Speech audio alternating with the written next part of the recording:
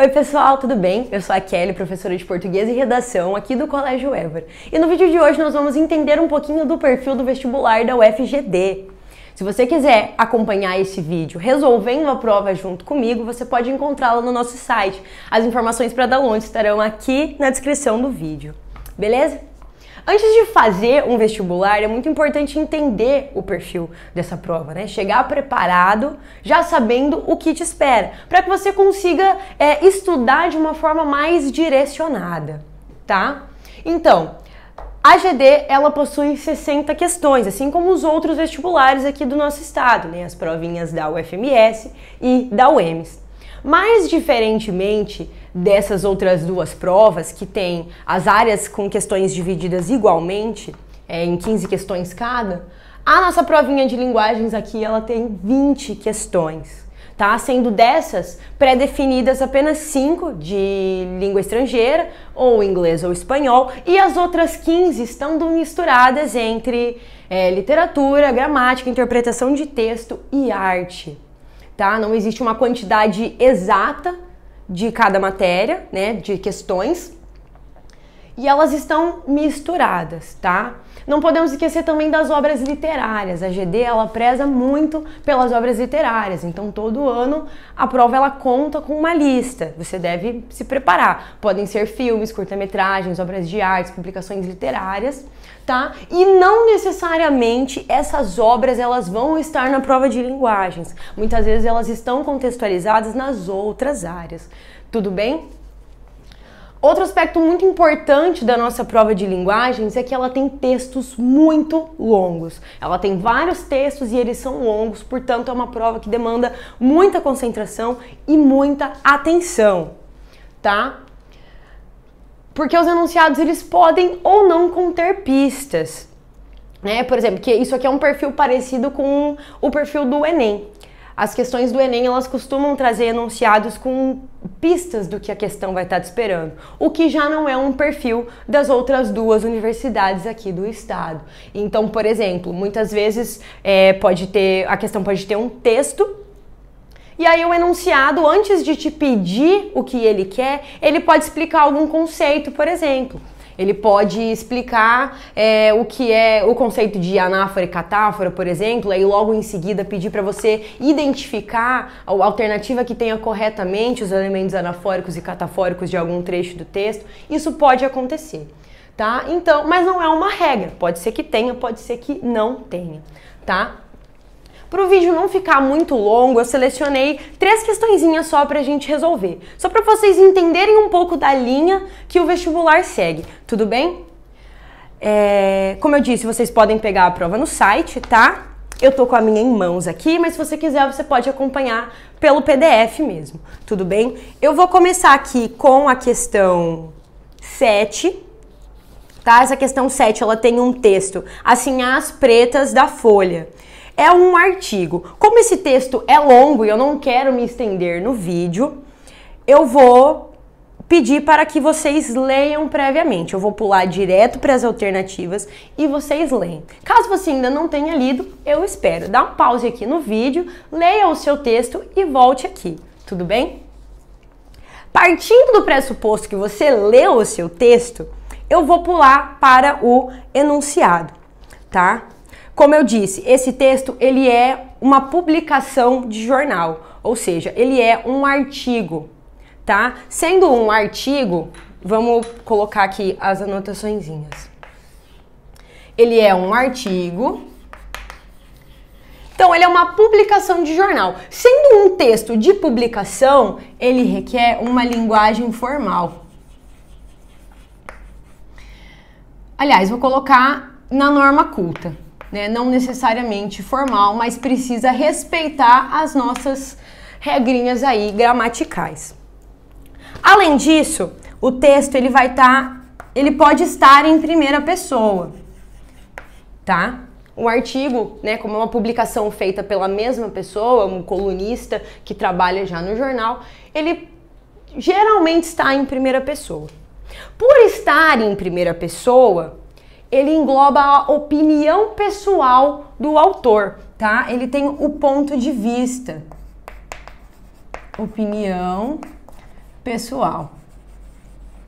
Isso aqui é muito importante. Então, você pode encontrar um texto de viés político, por exemplo, englobando a opinião pessoal da pessoa que está escrevendo. Não necessariamente a sua, não necessariamente a do jornal, mas a da pessoa que escreveu, tá?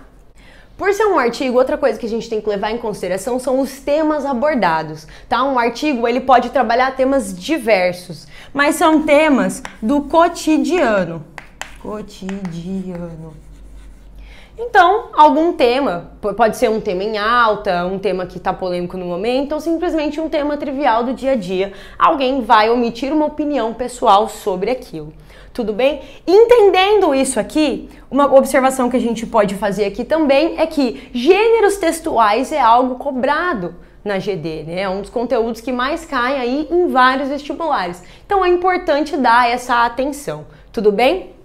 Agora, partindo do pressuposto que você leu o seu texto, a gente vai direto para o enunciado, tudo bem? Assinale a alternativa que apresenta a análise correta sobre o texto. Esse sobre o texto é muito importante. Entraria aqui na questão da pista, mas indica também que a nossa questão 7, ela é uma questão endofórica. Tudo bem? Significa que a interpretação, ela deve ser feita de acordo com o que está dentro do texto. Você não precisa usar o seu conhecimento de mundo para resolver. Apenas com o que você leu aqui, você consegue achar a resposta correta. Tudo bem? Vamos lá. Alternativa A. O texto de Amparo é conivente com as ideias contidas no texto de Leandro Narlock, publicado pela Folha, que deslegitima a escravidão ao mostrar que ela tem um lado bom. O texto do Leandro Narlock, ele de fato romantiza a escravidão de alguma forma. Mas esse texto aqui que a gente leu, ele não é conivente, ele está inclusive criticando o texto do Leandro. Então a letra A, ela está errada. Letra B. O autor questiona se a pluralidade de opiniões adotada pela Folha não resultaria na aceitação da publicação de artigos com conteúdo racista. A letra B parece muito pertinente. Para ter certeza do que a gente está fazendo, vamos olhar as outras alternativas, tá?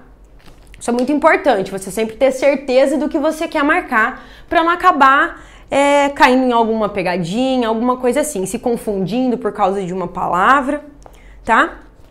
Letra C. O artigo mostra como Narlock usa uma argumentação ad hominem para se posicionar contra a escravidão e denunciar as inescrupulosas práticas do trabalho escravo. Tá errado, né? O Narlock, esse texto é uma crítica ao texto do Narlock porque o Leandro Narlock, ele romantiza a escravidão e não critica ela, né? Então, tanto que o autor desse texto aqui acusa o outro autor de ser racista e acusa a própria Folha de ser conivente com isso, né? Então, não é a letra C. Letra D. O autor relativiza o tráfico negreiro, um dos maiores mercados do século XIX. Vou nem terminar de ler, que essa aqui é absurda. A gente já entendeu que o outro autor, o Tiago, ele está contra o texto da Folha. Então, a gente já ignora esse aqui. Letra E. Assim, as pretas são personagens que, segundo o autor, complicam narrativas ativistas. Gente, não, essa aqui é super absurda também, né? Então a gente vai ficar com a letra B, que é a que diz claramente que Tiago Amparo, o autor deste texto, está contra o que o outro autor disse. Então aqui na nossa 7, a resposta correta é a letra B, de bola, beleza? Vamos aqui para a questão 8. A questão 8 é uma questão de gramática, tá? Vou fazer aqui no cantinho. Questão 8 é uma questão de gramática. Então aqui a gente já fez uma questão de interpretação de texto puramente e agora a gente vai resolver uma questãozinha de gramática. O enunciado é o seguinte, né? Não tem texto, é bem direto. Assinale a alternativa correta quanto à colocação pronominal em língua portuguesa. Então, ó, conteúdo de gramática aqui, colocação pronominal. Quais são as nossas colocações pronominais? O que é colocação pronominal? Isso aqui diz respeito à posição que um pronome ocupa na frase, tá? principalmente em relação ao verbo. Então a gente tem três opções aqui de colocação pronominal. A gente tem a próclise, a mesóclise e a ênclise. Próclise é quando o pronome vem antes do verbo. Mesóclise é quando ele vai no meio, que é uma forma não usual, né? Inclusive as pessoas até acham meio feio. E a ênclise é quando o pronome vai após o verbo, tá? Não dá pra gente discorrer aqui todas as regras de colocação pronominal, mas a gente vai discutir o que tem dentro das alternativas, tudo bem? Lembrando que isso aqui se aplica apenas para pronomes pessoais, oblíquos, átonos. Beleza? Essas regras aqui, elas valem apenas para pronomes pessoais, oblíquos, átonos. Outros tipos de pronomes, não. Vamos lá. Alternativa A. Não esqueçam-se de dizer que há desvio de conduta na administração da crise no Brasil.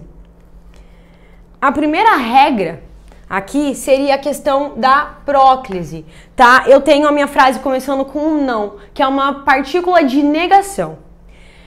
E palavras de negação, elas atraem o pronome, o que significa que o meu pronome ele tem que vir antes do verbo, uma próclise. Então, o correto seria, não se esqueçam, tá? A nossa alternativa A, ela está errada.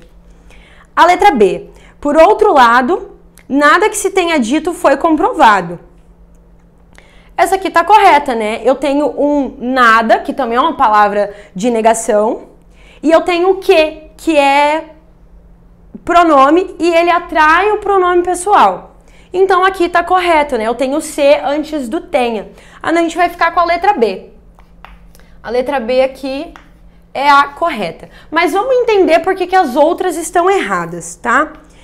A letra C. Acusariam-me até de roubar a merenda, se pudessem.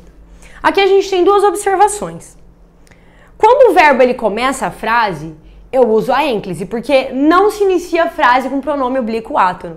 Mas eu tenho um porém. O meu verbo aqui, ele está no futuro do pretérito. Toda vez que eu tiver um verbo no futuro do pretérito ou no futuro do presente, eu tenho que usar a mesóclise. Essa é a única regra de mesóclise, tá? Então, a primeira coisa que a gente observa é o tempo verbal. O correto seria... Vou até escrever aqui.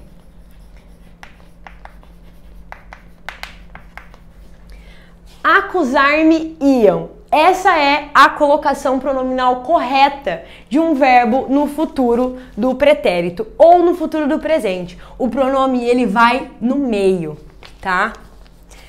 É por isso que eu disse que algumas pessoas acham isso muito feio, tá? Vamos lá, a letra D. A letra D diz o seguinte: fala-se demasiado, mas não ouve-se ninguém. A gente tem duas orações. A primeira, começando com um verbo, e a colocação pronominal está correta. Ela é uma ênclise porque não se inicia a frase com pronome oblíquo átono. A gente já viu isso anteriormente. Mas na nossa segunda oração, a gente tem uma partícula atrativa, que seria o não, a nossa palavra de negação. Portanto, o meu pronome ele deveria vir antes do verbo, por causa do não. Esse C, ele deveria vir antes. Então, é por isso que a nossa letra D, ela está errada. A letra E. Se houver um culpado, que se prenda-se imediatamente. Essa aqui tá absurda, né? Tá? Essa é a pior de todas. Se houver um culpado, a primeira oração tudo certo, que se prenda-se imediatamente. A gente tem o que é um pronome que atrai o pronome pessoal. Até então tudo bem. Mas esse pronome ele tá se repetindo, né? Que se prenda-se, isso não existe, tá? Isso aqui é criminoso, feio, horroroso, não. Então, por causa disso, a gente anula. Eu não posso ter os dois Cs, tá? O segundo C aí, ele está errado. Tudo bem? Agora a gente vai lá para a questãozinha 19. Lá no final, que é mais uma interpretação de texto. Tô com pouco espaço aqui, mas eu vou fazer um cantinho. Acho que eu consigo usar esse espaço. Também a interpretação de texto. Como esse texto é curtinho, a gente vai ler ele junto, tá? A falta regular de atividade física, exercício físico, é, sem dúvida alguma, um dos fatores determinantes da epidemia global de excesso de peso e obesidade em todas as faixas etárias. O envolvimento na atividade física regular, desde as fases iniciais da vida, na criança, durante a adolescência, é benéfica para uma vida adulta saudável, tá? Então vamos lá, só um trechinho aí de um texto, né? O enunciado: sobre a relação entre exercício físico e saúde, é correto afirmar que esse aqui, por que eu peguei essa questão? Porque diferente da nossa primeira questãozinha aqui, 7 do artigo, essa interpretação, ela é esofórica. O que significa que eu preciso juntar os meus conhecimentos de mundo, né, outras informações que eu tenho, com o que está no texto. Só o que está no texto não é suficiente para eu resolver, tudo bem? Então vamos lá.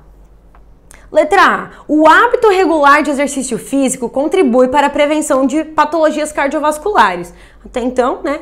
Pois incrementa a tensão arterial e o nível de colesterol circulante. Não. Além de diminuir o estresse e melhorar a aptidão física. A primeira e a última parte estão ok, mas ele não incrementa, né, o nível de colesterol. Na verdade, ele diminui, ele ajuda a controlar a nossa pressão, o nosso colesterol. Começou bem, terminou mal. Não é a letra A. A letra B. O exercício físico potencializa o sistema imune, além de auxiliar no controle do colesterol, uma vez que aumenta os níveis de LDL, colesterol ruim, e por outro lado diminui o HDL. Gente, não, né? Fazer exercício físico promove a saúde justamente pelo contrário. Ele ajuda a aumentar o colesterol bom e diminuir o ruim, né? Então, nada a ver essa daqui. Letra C. O exercício físico é uma atividade regular, planejada e contribui para a prevenção de doenças, uma vez que reduz o LDL, além de atuar no controle do peso corporal e proporcionar melhorias na qualidade de vida, memória e saúde mental. Essa aqui, a princípio, tá boa, né? Vamos salvar ela aqui, porque parece que tá tudo certo. Só vamos terminar de ler para garantir que a gente não vai, por desespero, marcar algo errado, né? Letra D. O exercício físico potencializa o sistema imune, além de auxiliar no controle do colesterol, uma vez que aumenta os níveis de LDL, colesterol bom, por outro lado diminui o HDL, colesterol ruim. Não, é tudo ao contrário. Primeiro que ele diminui o LDL é o ruim, não é o bom, né? As informações estão todas trocadas. Isso aqui poderia confundir, né? Por isso que eu digo que você precisa ter um conhecimento prévio. Isso aqui seria um conhecimento da parte de biologia, né? Então vamos para a letra E. O exercício físico reduz o nível de HDL, o que em excesso pode depositar-se na parede interna dos vasos sanguíneos, levando à formação de ateromas. Não, o HDL é o colesterol bom, né? Então ele não prejudica a saúde. E o exercício físico não reduz o colesterol bom, ele ajuda a aumentar, ele tem que diminuir o ruim. Então a gente vai de fato ficar com a letra C, belezinha? Gente, então foi isso, tá? Eu espero que esse vídeo tenha ajudado vocês de alguma forma. É claro que só assistindo isso, vocês não vão super dominar a prova, gabaritar, arrasar. Vocês precisam estudar. Mas isso aqui serve para vocês estudarem de uma forma mais orientada, tudo bem? Se vocês tiverem interesses em conhecer os nossos cursos ou tiverem interesses de aprofundar sobre os perfis das outras matérias, você pode assistir o resto da nossa playlist, tudo bem? Para saber do nosso curso, vocês podem acessar o nosso site também ou entrar em contato aqui com o colégio. As informações estão na descrição. Não se esqueçam de se inscrever no canal e de curtir esse vídeo, tá? Até a próxima!